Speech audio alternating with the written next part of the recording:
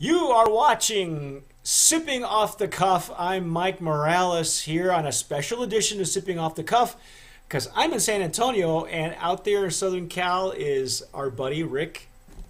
Rick Levy here in San Diego. In San Diego, Rick is actually helps us out a lot with our technical stuff at Tequila Aficionado. He's also Lisa Peach's brother, and we have been falling all over ourselves because we were doing a few of these. He's volunteered to help us out, and tonight, Rick, this was a big surprise to us that you were able to snag the original Don Lorenzo. And for those of you who aren't familiar with this brand, it's really small, but there's a reason for it. Don Lorenzo, or Larry, as we like to call him. Larry. Now, Larry and I have been judges at Spirits of Mexico together, but Larry Allman is the owner-proprietor of Mayawel, Cantina Mayawel in San Diego. And if you've ever been there, probably one of the best neighborhood tequila bars ever. Such a gem. And you were really nice enough to get us one of these. The first. This is the first iteration, the first edition of Don Lorenzo. He finally decided to go out and do his own tequila, and look at how rustic this is, man. Hand blown bottles, sand blasted. This is actually the logo of the bar. For those of you who have the T-shirt. And tell me a little bit about, you know more about this than I do, so give me the lowdown on the tequila itself. Well, from what I understand, Cantina Mayuel is one of the biggest clients of Fortaleza, if not the biggest. They go through a lot of Fortaleza at Mayuel. Fortaleza, for those of you who don't know, Fortaleza is Guillermo Erickson Souza's Fortaleza tequila. So, yeah, and Fortaleza is really known for its reposado, about just doing it really well, and that's what Larry really loved about Fortaleza, from my understanding, and so, as a lot of people who spend their lives in the tequila industry, I guess he had the idea at some point, or the desire to create his own brand, and so I believe he worked with some people formerly associated with Fortaleza, and they got to work to put this together. And something really interesting about this is that it's actually it's 65% Reposado and 35% XA. This version here, right? Yes. Okay, so technically, I guess it's still considered a Reposado, right? Yeah, it's billed as a Reposado, but it's a blend. It is a blend. Okay. Yeah. I love the presentation. I have always enjoyed the presentation. Of course, I remember my first time at that bar. I bought one of their T-shirts, and I still wear it to the gym. and I love, there's an actual sculpture. Isn't there a sculpture or a painting in the bar that depicts this woman Mayawel coming out of the agave plant? Yeah, I believe it's right behind the bar. Yeah, I think I'm usually too busy staring at all the bottles, but I know. Yeah, me too. To notice the artwork, but it's there. It is a tequila Valhalla there. Oh, and by the way, it's got great food too. Yes, it's got some really awesome food. Anyway, so this we discovered too that there is a new iteration, a new version of this tequila with a paper label. But it's also another distillery. So we're going to try the original one. And as soon as I can, I'll get my hands on the new version. and then you and I can do this again. I'll get one shipped out to you. Oh, that'll be cool. I won't say no. Don't do that to twist my arm. These are done in very small batches. They go quick. They are hard to get a hold of. But you can get one, right? Yeah. You have the inside track, right? Okay. Well, Larry lives here in San Diego. Yeah, I can never get a chance to, he's a man of few words, and every time I want to talk to him, it always looks like he's too damn tired to want to talk. Unless you're in his bar and he's trying to close up.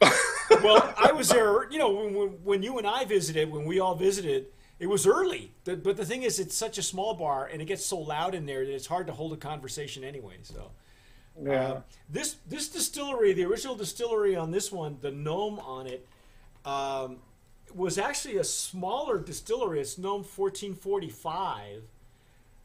For those of you who may remember Gran Jubileo, Alex and I actually did years ago. We did a review on Gran Jubileo. That's where this originally came from. This version. The new version comes from the same distillery as T1, though, right? Yes. Yeah. So the newer version is. There's a lot of the Artenam Añejo is right. selected from the same distillery. Cimarron, Don Fulano, Pura Sangre. It's a 345, 345. Tears of Llorona. Yeah.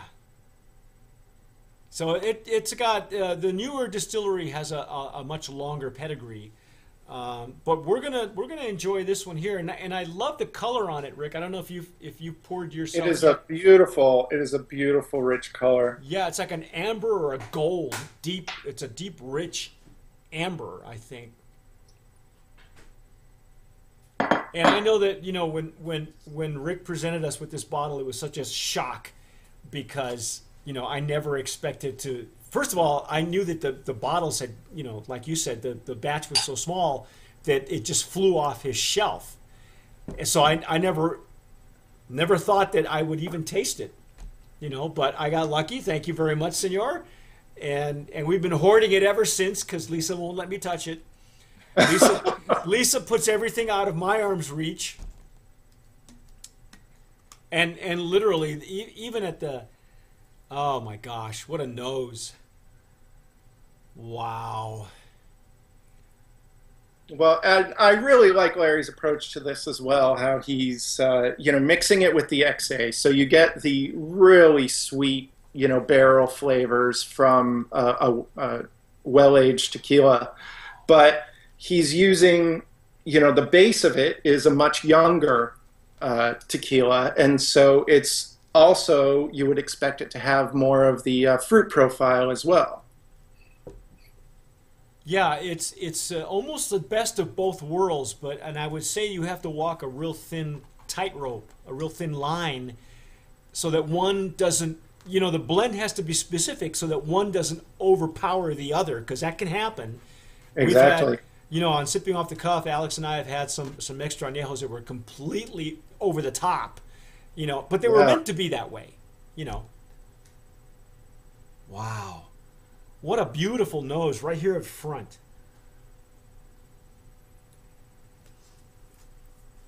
It's a wood sweetness. It's not a it's not as perfumey as what I'm used to. Like I say, it's been years since I've had a Gran Jubileo, but I remember it being very, very sweet on the flavor profile and the nose, almost to the point where we thought it was adulterated or had been enhanced. Let's put it that way. Yeah. Yeah. Well, Larry, I don't think Larry would stand for that. No, not even on his first try. They also, so they do use, they use used American oak barrels for this. Okay. And they use a dark char on it. So that explains the more pronounced wood notes on this one. Yeah, and that would also remove some of the characteristics that might be picked up from what had been barreled previously. Right. And the darker char is going to contribute to the color as well. It really is one of those you just want to spend time with. As a reposado, we've had reposados or añejos that aren't as beautiful as this repo is. Wow. I'll just dive in. Yeah, I'm going to dive in. Mm.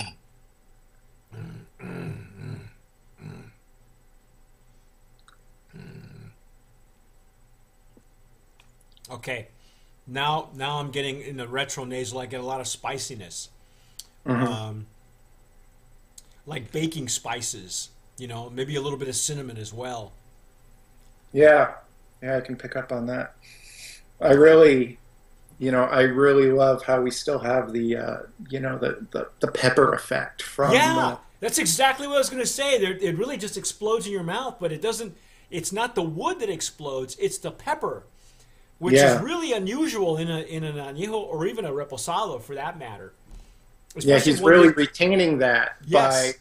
using the younger tequila, the reposado, as the base, and I'm not sure how old that reposado actually is, how long the reposado is in the barrel, but I would imagine he's probably not putting it in that long since he is mixing it with the XA. Do you know if the newer version, the new incarnation at the new distillery is being done in the same manner, or is it a whole other formula, a whole other method? Well, I do know that he is refining his process as he goes through the lots because after I had had lot two, and I had been looking for lot three for a while, and I was at Mayuel, and I asked him when lot three would be out, and he's like, "Oh, it's not out yet, but it will be even better." Wow. So So this is so technically. I mean, realistically, we're looking at a work in progress.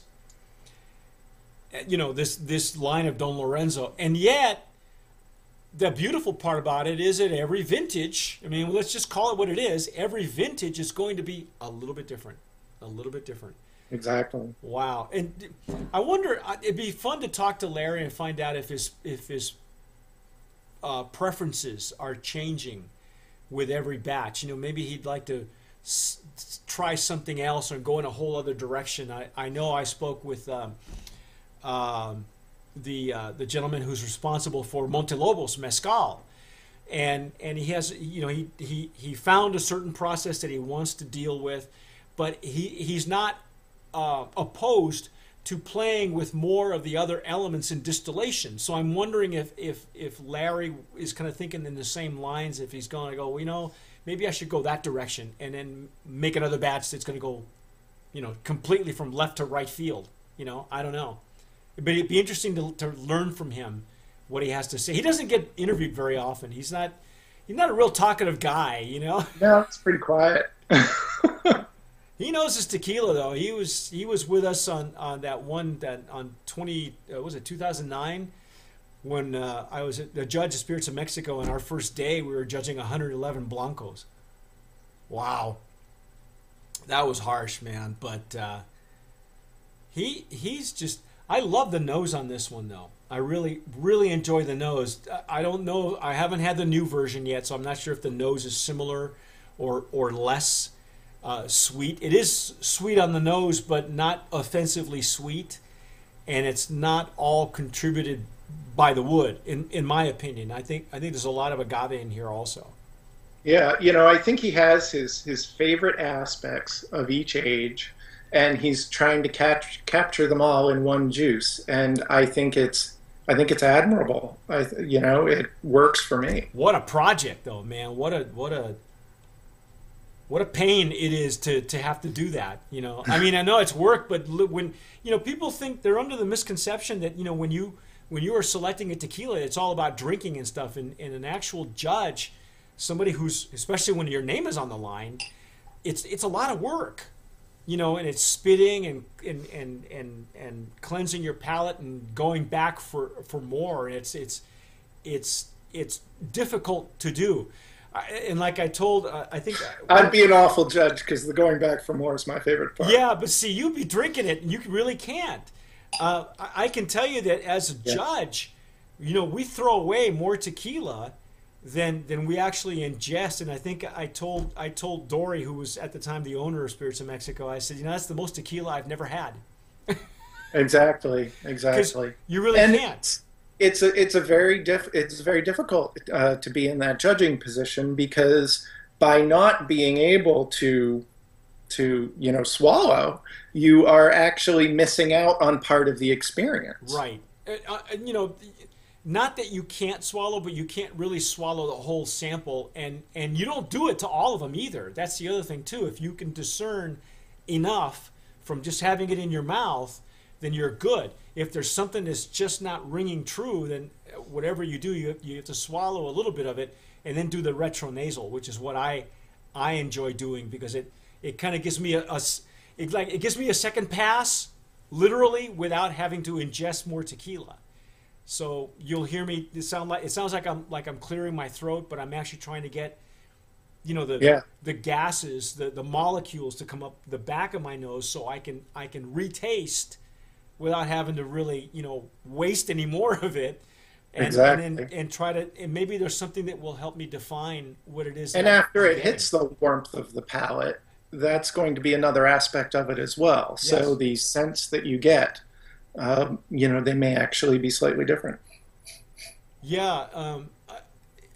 But like you, I love the pepperiness of this Repo, and it's so unexpected, because when you look at it and you look at the color, you think that it's gonna coat your palate. You're and be overly expecting sweet. Something that's going to be thick and sweet. Yeah, and it's not. I mean, again, now, would you do a cocktail? Have you seen anybody drink this as a cocktail, and like an old fashioned or something like that? I haven't seen that. It could certainly be done. It would make a beautiful drink, but I prefer it neat. Yeah. See, you and I, you just, we just line them up and then just watch them, because we're going to wind up talking about them. That's just beautiful, though. I love this nose. I'd like to eventually, when we get the second iteration, I'd like to be able to do a side by side and see what the differences are from one distillery to another. I think it'd be really fun to do, and because we might even help Larry. Ah, look at that! Wait! Don Lorenzo is writing to us right now on our Instagram. You have to try the new Lotte 003 from Low 1146. Yeah, right here, Larry. Hey, pretty soon, Larry, we're gonna have the new lot, the new Lotte on Sipping Off the Cup. But for now, that's our take on the original first version of Don Lorenzo, and that was from the distillery. Let me just get the number out there again, just to be 1445. 1445. And looking forward to lots 1 and 2 of Tequila Don Lorenzo. Yep. And lot 3 has started in a new home. Yeah. So hopefully we'll be able to do a side by side and then taste the other one as well. But in the meantime, that's our take for. What do you think? Brand of Promise nominee for this version? Oh, absolutely. Do you want to go that far? Okay, you got it. Brand of Promise nominee for first Lotte, first version of Don Lorenzo. I'm Mike Morales here in San Antonio. Rick Levy in San Diego. And you've been watching our special editions of Sipping Off the Cuff. And we've been talking about Don Lorenzo on this one here. If you have never been to Cantina Mayahuel in San Diego, it's really it's a destination location. If you're going to go to San Diego, you can't leave without ever having been there. And ask for the seafood stew. That's just amazing stuff. Anyway, thanks for watching. And the staff really knows their stuff. Yeah, even if you're alone, pull up a seat at the bar and just catch somebody's ear, and it's a great crowd there. Yeah, it is. It is probably one of the best, like I said, neighborhood destination bars you could ever go to. Do yourself a favor, be there, go there, find it, and keep watching us here on Sipping Off the Cuff. Subscribe to our YouTube channel. You'll see that red button down there. And Ricky, thank you very much, man. I appreciate all your insights. Thank you so much for being with us. And as always, as Alex likes to say,